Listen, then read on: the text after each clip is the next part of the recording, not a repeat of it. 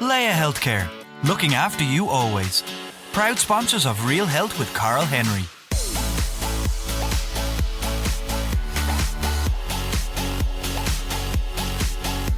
Hello and welcome to Real Health with me, Carl Henry, in association with Leia Healthcare.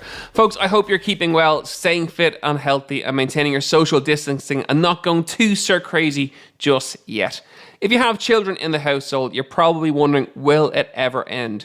So, for this week's Real Health, I've enlisted the help of Ireland's leading child psychologist and adjunct associate professor of psychology in UCD, David Coleman, to give us tips and advice to help you and your children stay healthy over the course of the Covid-19. David Coleman, welcome to Real Health. How are you? Thank you. Yeah, very odd, but thank you. I feel welcome from a distance. We're virtually meeting now. I haven't seen you for a little bit. Tell me, how are you and the family doing down in Clare? Good. Yeah, well, we're a little bit split up. So my eldest two are living up in Dublin. So one of them has decided to stay up in Dublin. One of them's come home. But so we're surviving. I'm kind of lucky. I think, obviously we're going to be talking about children, but my children are now teenagers and older. So actually it just gets a little bit easier. They're a little bit less demanding. They just want food, a lot of food. We're doing okay. So it's an incredibly trying time for families around the country. We're not into lockdown, if it may come, but it's certainly close enough to it. Schools are off, childminders are off. It's mayhem, I'm sure, for families around the country. What can they do to manage the situation? Yeah, I think you're right. I think it's just presented this massive challenge for almost every family, because even though lots of parents are in a position that they can work from home, the actual balancing of work and their minding their kids is proving really, really difficult. I do kind of a Facebook Live thing and a Q&A, and so I get questions in all about this kind of stuff. And one of the big things is often like, how do I keep my 3-year-old and my 5-year-old entertained without me? Because parents need to get their own work done. So I think it is just a real balancing act for lots of parents. Some parents, I think, are probably in a lucky position that actually they can use this as just a time to really strengthen their connections with their kids. So it is a bit of a bonus. They mightn't have had this kind of length of time with their children other than maybe planned holidays. So so I think it's probably a mixed bag, but I think in lots of families there's a lot of children who are probably quite bored now after about 2 weeks.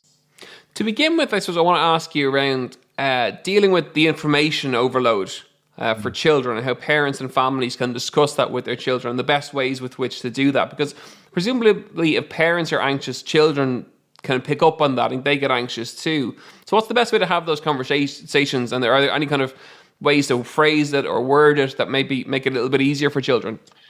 Yeah, so again, it's going to depend obviously on their age in terms of how you're going to discuss anything with them, because you've obviously got to be attuned to your child and their developmental level in terms of what you're trying to say and what you're trying to explain. But I guess, certainly with older children and with teenagers, as much of what you're doing is actually finding out what do they know, what kind of information are they gleaning, because once they have access to the internet, then they're getting information independently of you. You're not really in control of what information is coming to them. And so that means checking in with them about what have they understood, what do they think is actually happening, what are the fears that they might have either about the virus, what are their fears about, for those who are in exam years, are they concerned about their exams at this stage? Most probably are, because they're probably thinking, can these exams actually go ahead? So we don't know what our children are going to be frightened of, or we don't know what impact this is going to have on them until we start talking to them about it. But the one thing I know, I suppose, over the years is that sometimes when we ask questions of kids, it just puts them on the spot. They feel a kind of a social pressure to respond. And so sometimes what you get is a resistance, because, maybe they don't know what the answer is to the question you're asking. So you say, how do you feel about this virus? And they go, I don't know. I can't tell you what I feel. And so then you get a bit of a kickback, and so they're maybe just seem a little bit resistant, or they don't want to engage. So way easier for parents to actually make statements, because again, we tend to know our children, and so we probably have a good idea when they seem out of sorts. So now, of course, again, so much the circumstances are changed now in terms of kids being off and whatever, and not able to hang out with their friends in the way that they used to. But that aside, we're still going to be able to tell if their behaviour, for example, seems very different, if they're more irritable than they would normally be, because those are often signs that something is on their mind. And so rather than asking them what's on their mind, we can just make statements about what we think is on their mind. So if we have a good old guess at what we think is going on, it's actually way easier for them.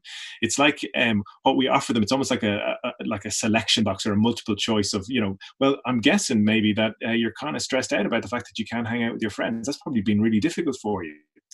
And so a child then can kind of go, oh my God, and then they tell you everything about how difficult it is without their friends. Or they go, no, sure, like, I only ever snap them anyway. Like, it's not like I care about meeting up with them. Or again, for the younger children, it might be that they, again, really connect in with that feeling and they go, oh my God, yes, and it's not fair and I can't do this. And when we go outside, you won't even let me run over to my friends and all the stuff that will come out. So I think, rather than asking them lots of questions, we can be pretty savvy, I guess, in what we can guess is going on for them. So just try saying that, if they look like they're going stir crazy, say that to them and say things like, you look like you're getting pretty stir crazy and it sounds like it's time for us to get outside, and then just go outside, be outside, do stuff outside, and then come back in, Okay, so being honest is a crucial thing then, and being honest with your child about what you're observing and using that as a tool to get that conversation going. Yeah, to a certain extent.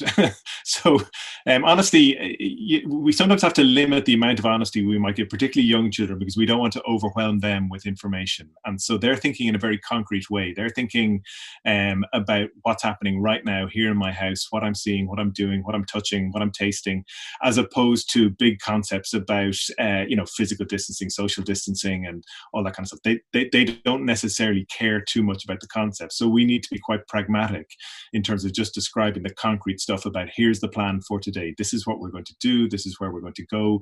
This is how we're going to do it. These are the things we can't do, or whatever it might be. And sometimes, again, even with small kids, you might actually do it like a kind of a pictorial plan for your day. Do it up on a nice chart, or put a few A4 pages up on the wall with a different page for each kind of activity or stage of the day as you plan it.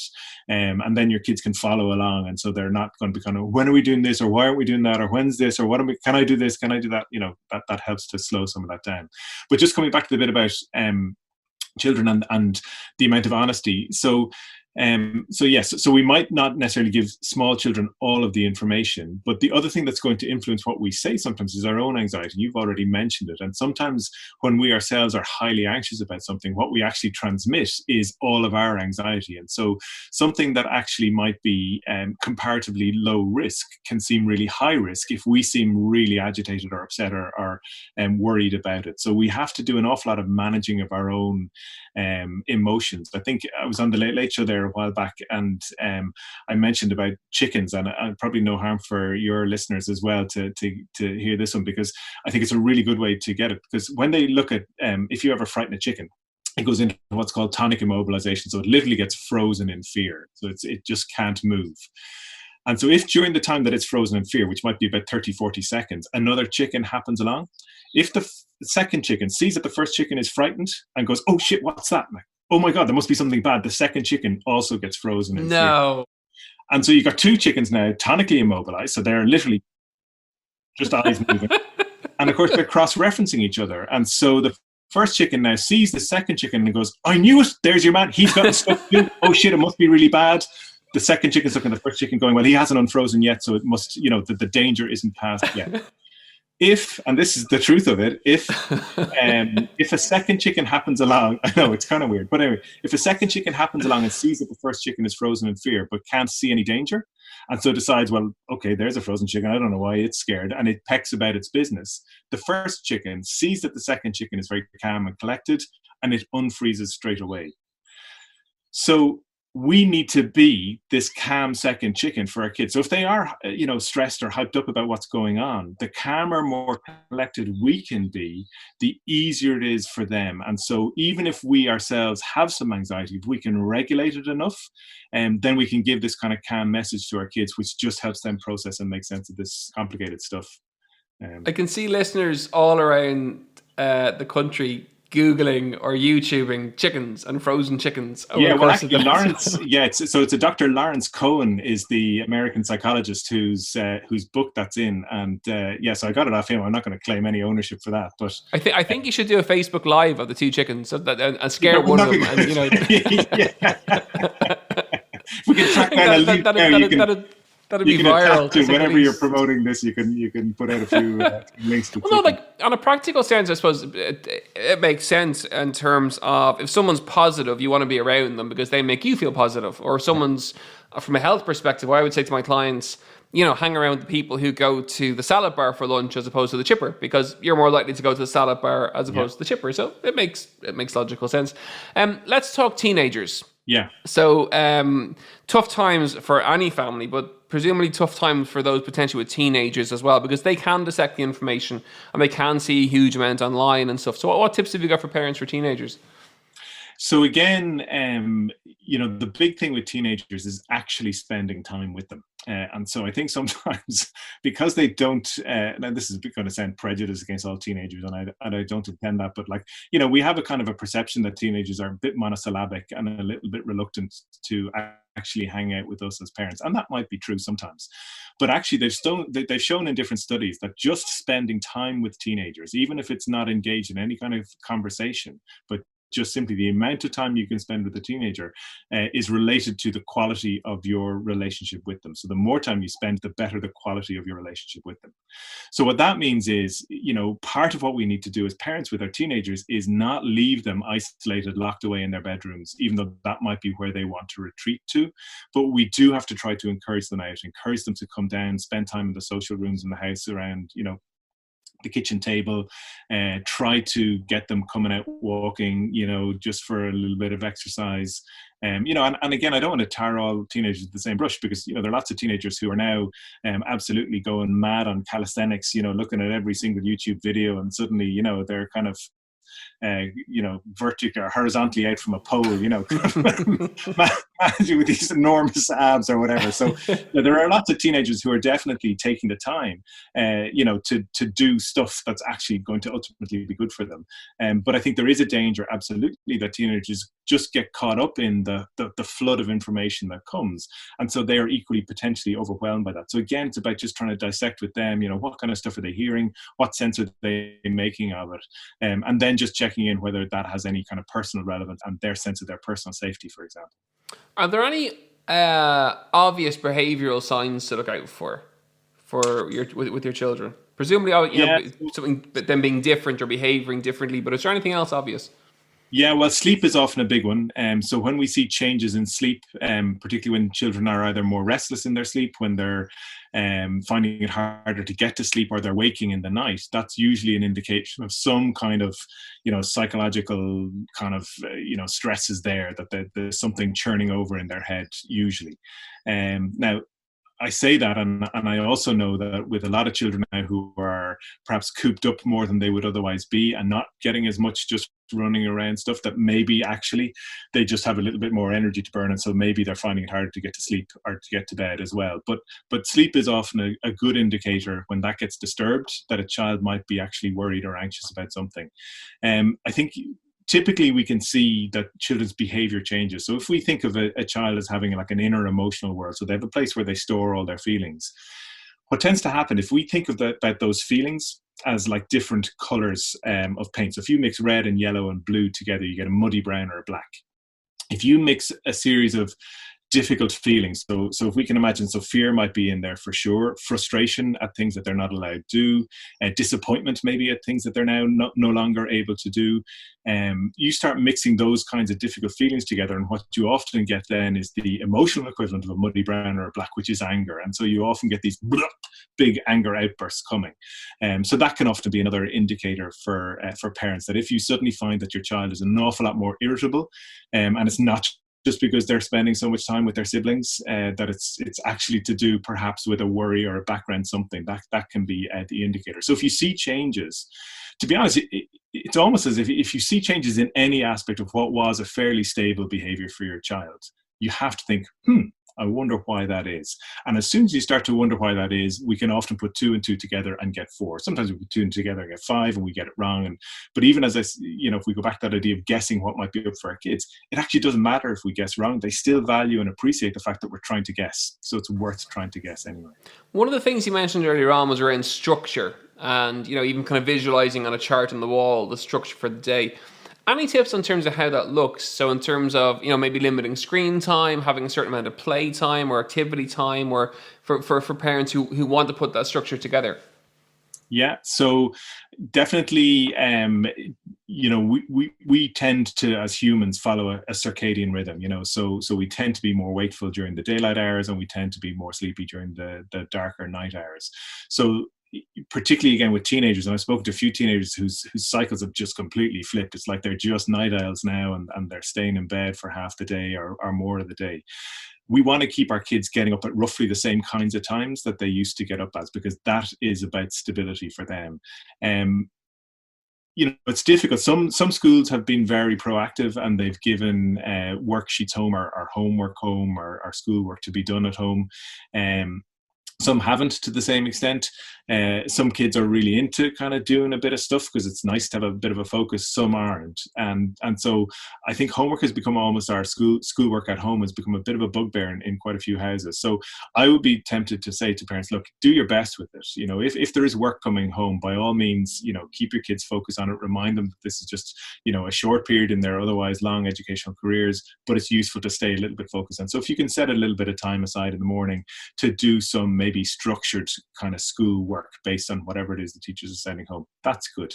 Then you have your snack times, then you have lunchtime, and then I would suggest that you do something completely different for your afternoon if you can at all. So maybe something practical, something that involves doing or making or going or being somewhere different. So again, obviously we've all to be a little bit more careful in terms of the physical distance we keep with between ourselves and other families. And so you'll have a sense of your neighborhood and your locality. So look at what else seems to be happening in terms of when are other kids out and about on the road. And so that mightn't be the best time to bring your kids out and about on the road, because they're going to be so tempted to just want to hang out. So we can use that. And so we might have to fiddle our own schedule around about when we think it's going to be quieter, or we're more likely to be able to do some stuff ourselves as a family without necessarily, as I say, this temptation to want to hang out with lots of other families.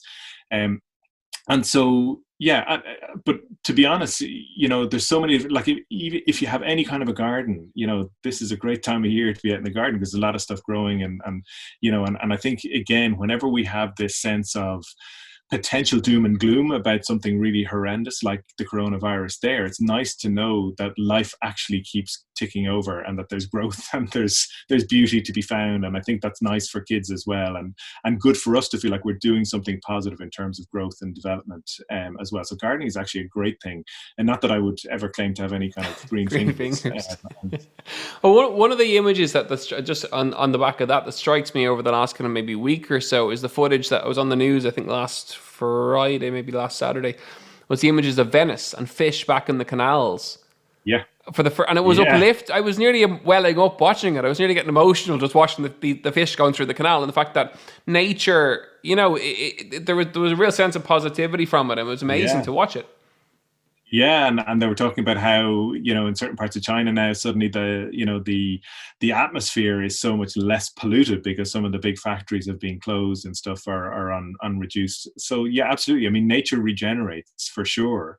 I think if the human race got wiped out, the Earth certainly wouldn't. The Earth would keep ticking over, and so I guess that's a good thing. It'd be nice that we stay with it. But yeah, absolutely. I think it is great for us to focus on something that has a little bit of hope in it as well, because that's one of the things I think that can take a bit of a knock when we see that there's just one perhaps more negative bit of news after another negative bit of news, and so suddenly we start to lose hope, and of course it's really critical that we hold on to hope, and so that's part of our job as parents as well, is to remain hopeful about that this will come to an end. Now we can't of course predict exactly when.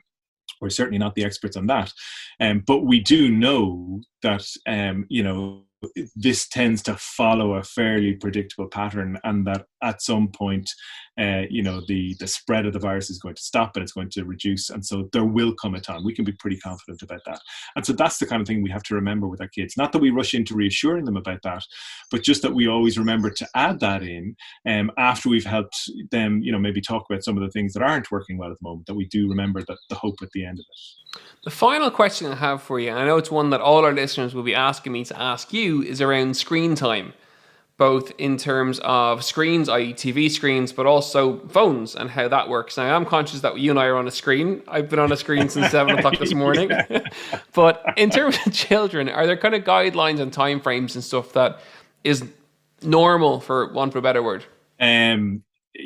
There are, when times are normal, times are not normal. So I would say to parents, look, you do what you have to do at the moment. And so, digital babysitters, I've long and often written about digital babysitting and how terrible it is and how we want to try and not rely on it. But actually, I think sometimes we just have to do needs must at times. And I think it's okay for us to bend bits of our rules that we might have had. I mean, obviously, what we're really striving for with our kids is balance. And so ultimately, that's what we're trying to aim for. So for sure, they might spend more time on screens. They might have no option in terms of social connection to their friends than to do it via a screen now. So I think it's not necessarily about limiting it, but it's just about finding balance. And so that's what we also talk to our kids about, that for sure they can spend time gaming, they can spend time watching telly, but they're also going to spend time, going on the family walk, or they're also going to spend time, doing something practical or helping with cooking or helping with chores or getting out and cutting the grass or whatever it is. Just, it's all about balance. So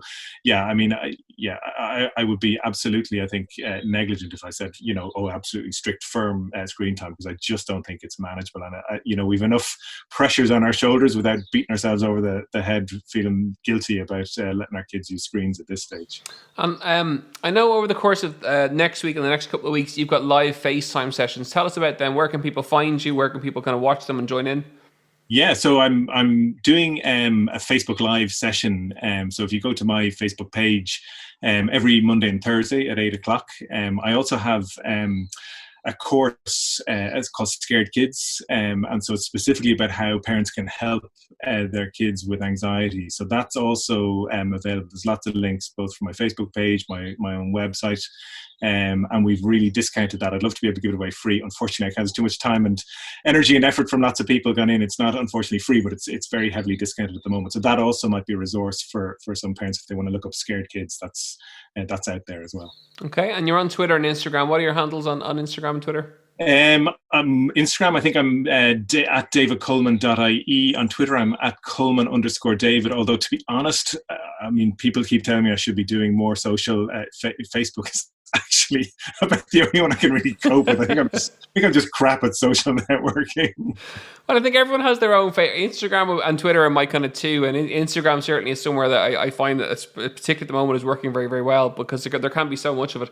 But listen, above all, thank you so much for joining us on Real Health. We really, really appreciate it. People have requested you for a very long time, so it's great to get you on. I really appreciate it. Folks, that's it for another Real Health with Carl Henry in association with Leia Healthcare. As ever, you know where we are. It's realhealth@independent.ie and at Carl Henry PT on Twitter and on Instagram. David Coleman, thank you so much for joining us. Folks, stay safe, stay well, and I really hope you enjoyed today's episode. As always, don't forget to rate and review, and we will see you next week. Slán go fóill. Leia Healthcare, looking after you always. Proud sponsors of Real Health with Carl Henry.